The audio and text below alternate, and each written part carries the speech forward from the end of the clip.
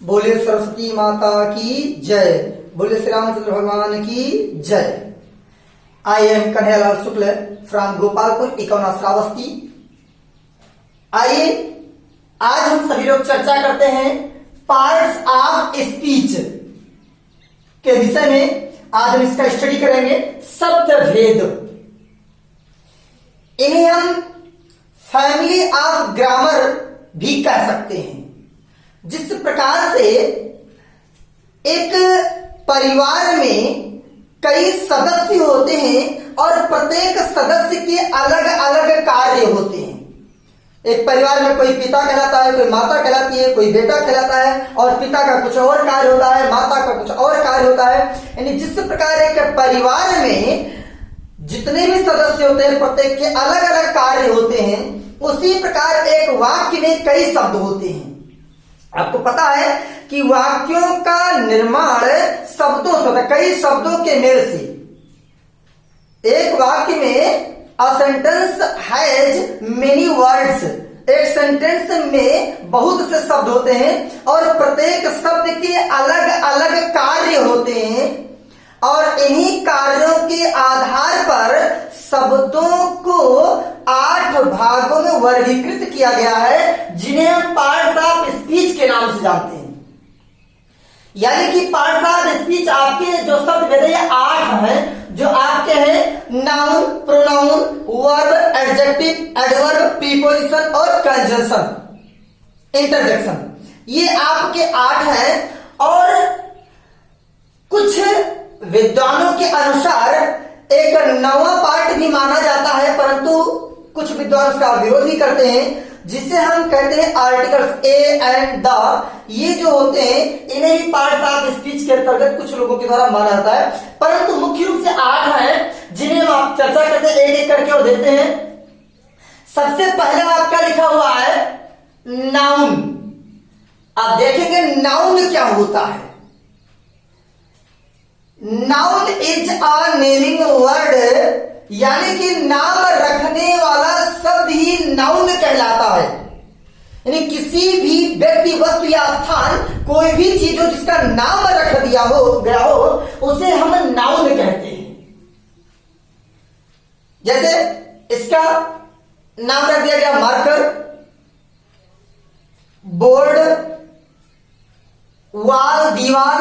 ये सभी चीजें जो है अलग अलग वस्तुओं के अलग अलग नाम होते हैं। शर्ट, नोच, आई, etc। जब हम किसी भी चीज का नाम रख देते हो, नाम बोलते हो किसी चीज के लिए, तो वह नाउन होता है। जैसे यहां पर लिखा हुआ है, पहला सेंटेंस आप देख रहे हैं, mister Narendra Modi is our prime minister. Mister Narendra Modi ji हमारे प्राइम मिनिस्टर यानी प्रधानमंत्री हैं। यहां पर मिस्टर नरेंद्र मोदी ये आपका नाम है, एक व्यक्ति का नाम है जिस, और यहां पर प्राइम मिनिस्टर भी नाउन है, नाम है। ये एक पद का नाम है, एक व्यक्ति का नाम है और यह एक पद का नाम है जिस पोस्ट पर नरेंद्र मोदी जी हैं। तो यह आपका नरेंद्र मोदी नाउन है और प्राइम मिनिस्टर नाउन है। दूसरा वाक्य आप देख रहे हैं, Kalidas was the greatest poet of Sanskrit. Kalidas Sanskrit के सबसे महान कवि थे। इसमें कालिदास यह एक कवि का नाम है और इसीलिए नाउन हुआ। संस्कृत एक विषय का, एक सब्जेक्ट का नाम है और इसीलिए नाउन हुआ। आप देखते हैं Rana Pratap was a great king. Rana Pratap एक महान राजा थे। यहां पर राणा प्रताप एक व्यक्ति का नाम है और किंग राजा, जो कि एक राजा थे, उस पद का नाम, जिस पद पर उस पद का नाम राजा है और इसीलिए ये आपका नाउन हुआ। यानी noun is a naming word. जब किसी चीज का हम नाम ले लें, किसी भी चीज का नाम रख दें, तो वो हमारा नाउन हो जाता है। किसी व्यक्ति का नाम, वस्तु का नाम, स्थान का नाम, गुण या अवस्था इत्यादि चीजों का नाम जो होता है वह नाउन कहलाता है। इसके दूसरे नंबर पर हम देखते हैं प्रोनाउन। अब प्रोनाउन क्या होता है, लिखा है देखिए, a pronoun is a word used instead of a noun. यानी प्रोनाउन वह शब्द होता है जो नाउन के बदले में यानी कि नाउन के स्थान पर प्रयुक्त होता है उसे हम प्रोनाउन कहते हैं। नाउन के स्थान पर या नाउन के बदले में जिस शब्द का प्रयोग किया जाए, जिस शब्द का यूज किया जाए वह प्रोनाउन कहलाता है। जैसे Ram is my friend, Ram मेरा मित्र है। ही इज इल, वह बीमार है। यहां पर राम एक नाउन है जो एक नाम है, और राम मेरा मित्र है, वह बीमार है। वह शब्द नहीं, ही शब्द किसके लिए आया है? राम के लिए आया है। ही का प्रयोग हमारा राम के लिए हुआ है, इसीलिए ही यहां पर क्या हुआ? प्रोनाउन हुआ। ही आपका प्रोनाउन हुआ क्योंकि ही होने हुआ का प्रयोग राम के लिए आया है। जब किसी नाउन के बदले में किसी शब्द का प्रयोग किया जाए तो वह आपका प्रोनाउन होता है। दूसरा सेंटेंस आप देख रहे हैं, this is the man who helped me much. This is the man, यह वही आदमी है, हु हेल्प्ड, जिसने सहायता की थी, मेरी मच मैंने अधिक, यह वही आदमी है जिसने मेरी खूब सहायता की थी। जिसने, हु माने जिसने, ये यहां पर भी प्रोनाउन है, रिलेटिव प्रोनाउन। जिसने, ये आप देख रहे किसके लिए आया है? उस आदमी के लिए। यह वही आदमी है जिसने मेरी खूब सहायता की थी। जिसने यानी हु शब्द का प्रयोग उस मैन के लिए आया है। आदमी के नाम के लिए, मैन के लिए हु का प्रयोग हुआ। या वही आदमी जिसने मेरी सहायता की, खूब सहायता की, जिसने वह आदमी। तो यहां पर जिसने शब्द, जो हु शब्द जो है यह आपका प्रोनाउन हुआ क्योंकि नाउन के बदले में प्रयोग किया गया है। अगला सेंटेंस आप देख रहे हैं, my name is Kanhaiya Lal, I am a teacher. आप देख रहे हैं, my name is Kanhaiya Lal, मेरा नाम कन्हैया लाल है, मैं एक अध्यापक हूं। मैं का प्रयोग किसके लिए हुआ? कन्हैया लाल के लिए हुआ। कन्हैया लाल मेरा नाम है और उस चीज के लिए मैंने मैं यानी आई का प्रयोग किया, तो आई यहां पर प्रोनाउन हुआ। यानी कि जिन शब्दों का प्रयोग नाउन के स्थान पर किया जाता हो उसे हम प्रोनाउन कहते हैं। अब नाउन के भी कई प्रकार हैं जिसे हम अगले वीडियो में एक एक करके जब अलग अलग पढ़ेंगे तो बताएंगे। अब इसमें आपने नाउन और प्रोनाउन देखा। अब अगले नंबर पर, तीसरे नंबर पर आपका है वर्ब। वर्ब किससे कहते हैं? ध्यान दें, verb is an action, action करने वाला शब्द ही वर्ब कहलाता है।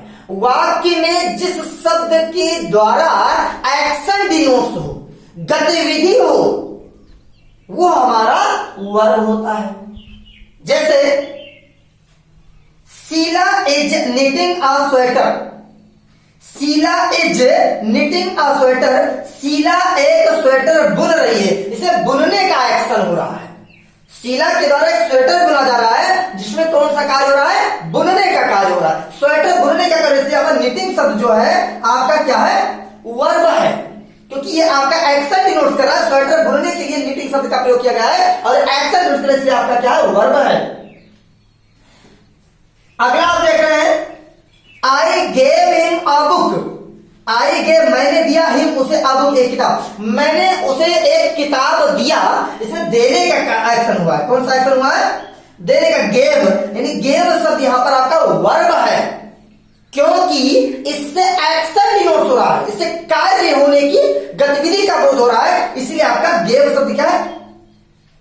वर्ब है।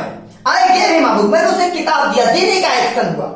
अगला देख रहे हैं, मोहन ईट्स फूड, मोहन खाना खाता है। यहां पर खाता है ये आपका वर्ब है क्योंकि एक्शन डिनोट कर रहा है। मोहन खाना खाता है, खाने का कार्य जो करता है, एक्शन खाता है, ये आपका एक्शन यानी गतिविधि कर रहा है, इसलिए ईट्स आपका क्या हुआ? वर्ब हुआ। इसके बाद आप देख रहे हैं, Delhi is the capital of India, इसमें आपका इज वर्ब है। क्या है? इज। दिल्ली भारत की राजधानी है। यहां पर इज शब्द जो वर्ब का काम कर रहा है, यह आपकी वाक्य की स्थितियों को बता रहा है और इसीलिए आपका क्या है? वर्ब है। तो जो गतिविधि बोध कराए, स्थिति वाक्य बताए, यह आपका क्या है? वर्ब है। तो वर्ब इज एन एक्शन आपने देखा। अब इसके आगे आपका आता है एडजेक्टिव। इसके बाद हम एडजेक्टिव के बारे में देखते हैं। एडजेक्टिव क्या होते हैं?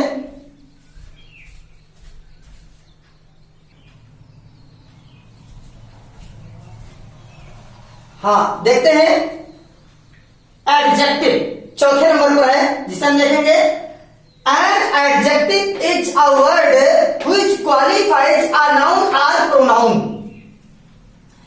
एडजेक्टिव वह शब्द होता है व्हिच क्वालिफाइज, जो विशेषता बताता है अ नाउन और प्रोनाउन। नाउन या प्रोनाउन, यानी एडजेक्टिव वह शब्द होता है जो किसी नाउन या प्रोनाउन की विशेषता बताता हो, उसे एडजेक्टिव कहते हैं। देखेंगे, जैसे लिखा है आपका sentence, she is a beautiful girl. She is a beautiful girl, वह एक सुंदर लड़की है। यहां पर गर्ल आपका नाउन है, लड़की ये नाउन है, और उस लड़के की विशेषता है सुंदर होना, ब्यूटीफुल होना, और इसलिए ब्यूटीफुल शब्द आपका क्या है? एडजेक्टिव है। सी इज अ ब्यूटीफुल गर्ल, वह एक सुंदर लड़की है। लड़की की विशेषता है सुंदर होना। जब किसी की विशेषता है, किसी की अच्छाई या बुराई बताई जाए किसी नाउन की या प्रोनाउन की, तो वह एडजेक्टिव होता है। तो ब्यूटीफुल गर्ल की यहां पर क्या है? विशेषता है, और इसलिए वो क्या हुआ? Beautiful adjective. दूसरा सेंटेंस उसी के पास में लिखा हुआ है, he is a brave boy. वह एक बहादुर लड़का है। इसमें लड़का यानी बॉय जो है नाउन है, और इस नाउन यानी लड़के की विशेषता ब्रेव, बहादुर होना। वह एक बहादुर लड़का है, लड़के की विशेषता है बहादुर होना, और इसीलिए यहां पर ब्रेव शब्द जो है यह आपका एडजेक्टिव है, क्योंकि यह नाउन की विशेषता यानी कि बॉय की विशेषता बता रहा है। अगले सेंटेंस में आप देखते हैं, there are 40 students in the class. Class में 40 विद्यार्थी हैं। 40, यहां पर 40 शब्द जो है आपका एडजेक्टिव है, जो कि संख्यात्मक एडजेक्टिव है, न्यूमरल एडजेक्टिव। ये आपका स्टूडेंट्स की संख्या बता रहा है। स्टूडेंट्स यहां पर नाउन है, विद्यार्थी शब्द नाउन है, स्टूडेंट नाउन है, और इसकी विशेषता है 40 यानी कि 40 होना। तो यह आपका एडजेक्टिव हुआ। यानी गर्ल की यानी नाउन की विशेषता ब्यूटीफुल, तो यहां पर क्या हुआ? एडजेक्टिव। बॉय की विशेषता ब्रेव है, तो ब्रेव एडजेक्टिव हुआ। इस स्टूडेंट्स की विशेषता 40 यानी 40 संख्या में होना, तो यह आपका एडजेक्टिव हुआ। इसके बाद आप आते हैं एडवर्ब पर। एडवर्ब क्या होता है? An adverb is a word used to add something to the meaning of a verb, an adjective or another adverb. अर्थात an adverb is a word, adverb वह शब्द होता है used to add something to the meaning of a verb, जो किसी verb की विशेषता बताता हो, वर्ब के बारे में बताता हो। an adjective अथवा एडजेक्टिव के बारे में विशेषता बताता हो, और another adverb अथवा किसी अन्य दूसरे एडवर्ब की विशेषता बताता हो, उसके बारे में बताता हो, तो यह आपका क्या होता है? एडवर्ब। यानी कि वह शब्द जो किसी वर्ब, एडजेक्टिव या अन्य किसी एडवर्ब की विशेषता बताता है, उसे हम एडवर्ब कहते हैं। जैसे एग्जाम्पल में देखें, ही ड्राइव्स हिज स्कूटर फास्ट। ही ड्राइव्स हिज स्कूटर फास्ट, वह अपना स्कूटर तेज चलाता है। वह अपना स्कूटर तेज चलाता है। यहां पर फास्ट शब्द आपका हमने अंडरलाइन कर दिया, जिन शब्दों को फास्ट देखिए अंडरलाइन है, यह आपका क्या है? एडवर्ब है। क्यों? वह स्कूटर तेज चलाता है। तेज शब्द नहीं, फास्ट शब्द किसकी विशेषता है? चलाने की विशेषता है। ड्राइव की चलाने की विशेषता तेज चलाना, स्कूटर को तेज चला रहा है, और इसलिए यहां पर फास्ट शब्द एक ड्राइव की विशेषता होता है। ड्राइव आपका वर्ब है, और वर्ब की विशेषता बताने के कारण यह आपका फास्ट शब्द जो है यह आपका एडवर्ब हुआ। दूसरा सेंटेंस आप देख रहे हैं, सी सिंग्स वेरी स्वीटली। ध्यान दीजिएगा इस सेंटेंस पर, दो एडवर्ब आए थे। सी सिंग्स, वह गाती है, वेरी स्वीटली, बहुत मधुर। वह बहुत मधुर गाती है। यहां पर मधुर यानी स्वीटली शब्द जो है यह एडवर्ब है, और इसकी विशेषता बता रहा है वह बहुत मधुर गाती, गाने की।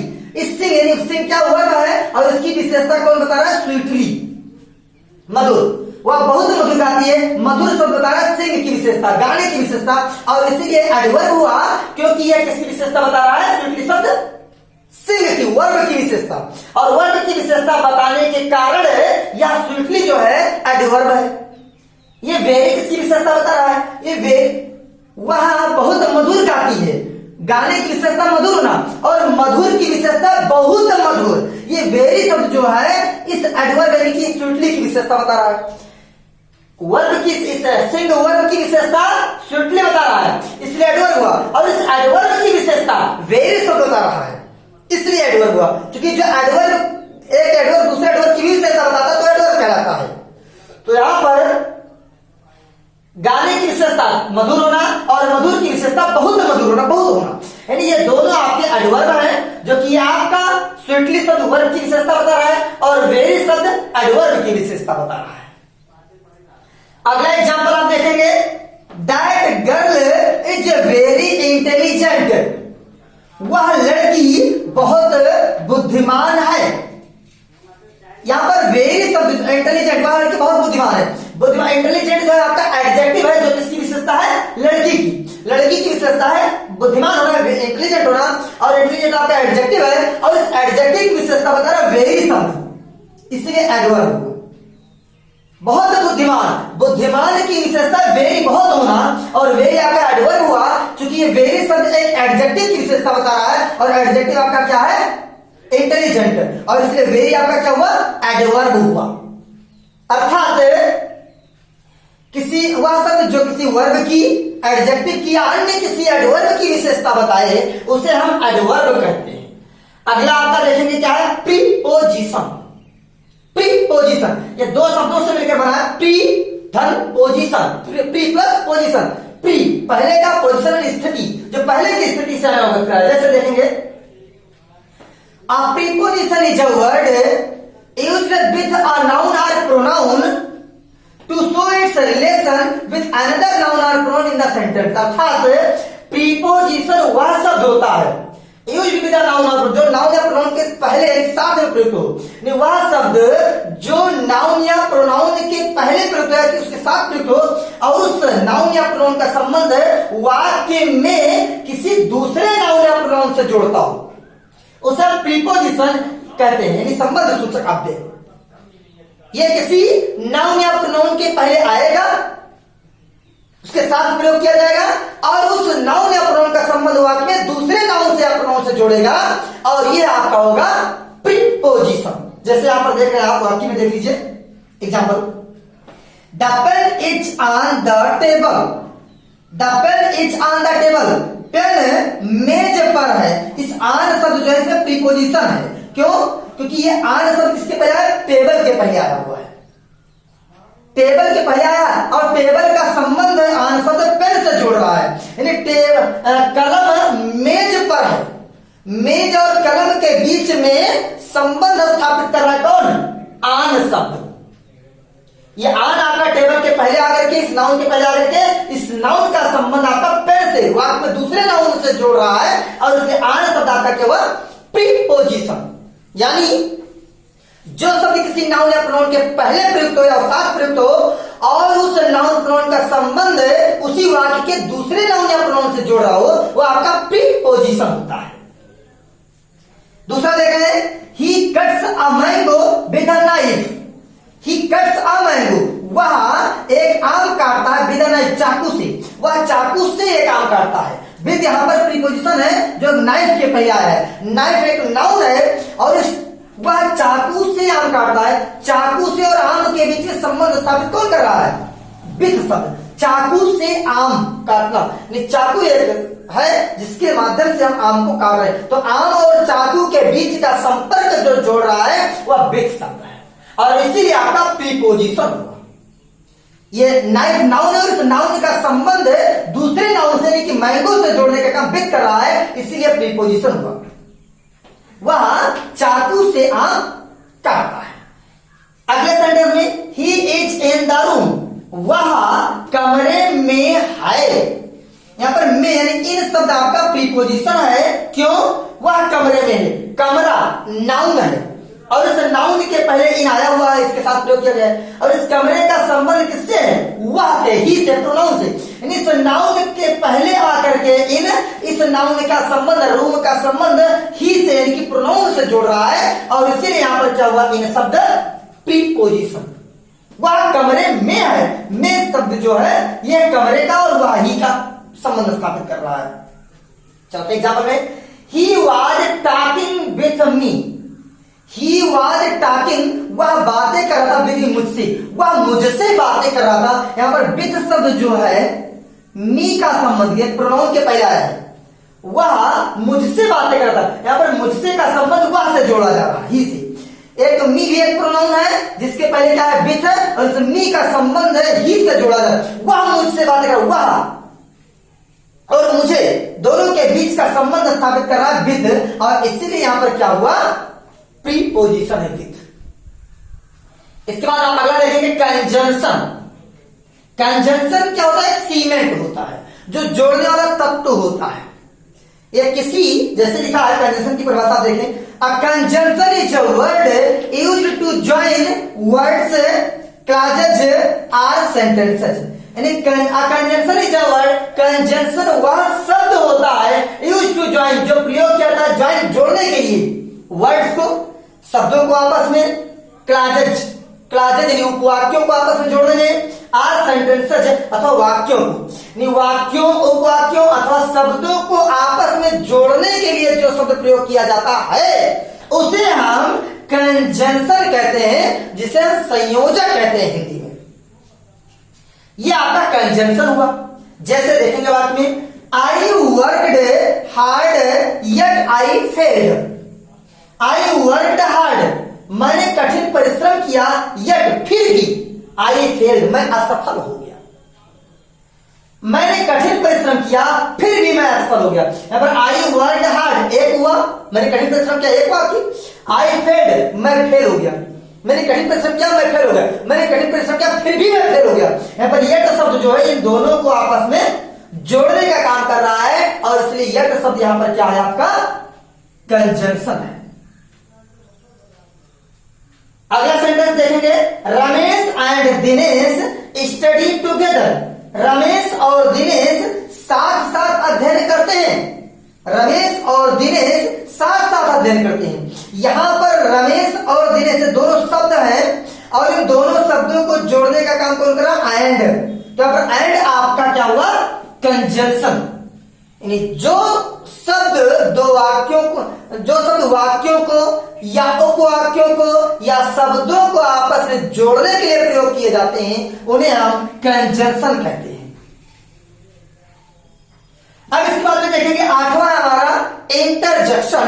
इसका अध्ययन हम करते हैं।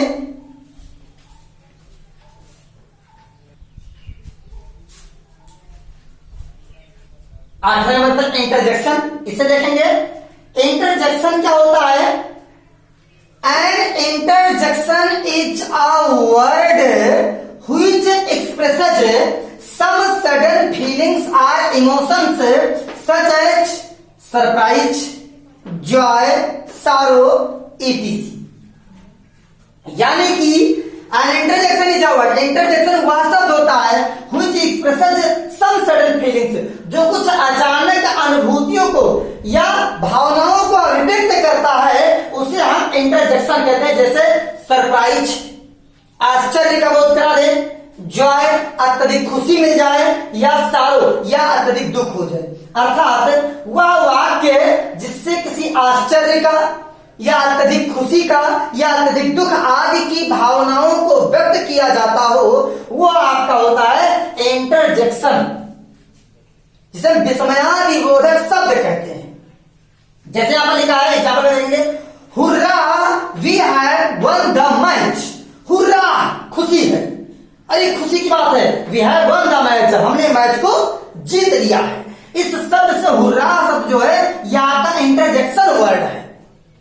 ये आपका एक खुशी का माहौल व्यक्त कर रहा है, और इसीलिए आपका इंटरजेक्शन वर्ड हुआ। Alas his mother is dead. अगला सेंटेंस आपका क्या? एलास, इससे दुख का बोध होता है। एलास, अरे बड़े दुख की बात है, हिज मदर इज डेड, उसकी माताजी मर गई है। यानी जिस वाक्य से आश्चर्य या अत्यधिक खुशी या अत्यधिक दुख, ऐसी भावनाओं का अभिव्यक्त हो, यानी कि मन में एक अजीब सा हलचल पैदा हो जाए हृदय में, जो धड़कने बढ़ा दे, या खुशी से या दुख से या आश्चर्य से, यह हमारा होता है इंटरजेक्शन। इस प्रकार से आपने पार्ट्स ऑफ स्पीच के 8 प्रकार के को देखा आपने। Noun, pronoun, verb, adjective, adverb, preposition, conjunction, interjection. इनका मैंने एक संक्षिप्त विवरण देखा, संक्षिप्त इनकी परिभाषाओं को देखते हुए पढ़े। अब इनको एक एक करके अलग अलग इनके भी जो प्रकार हैं उन पर हम अगले वीडियो में ध्यान करेंगे। नाउन को अलग, प्रोनाउन को अलग, एक एक करके इनको विधिवत तरीके से उनके जितने प्रकार हैं उस पर हम अध्ययन करेंगे अगले वीडियो में।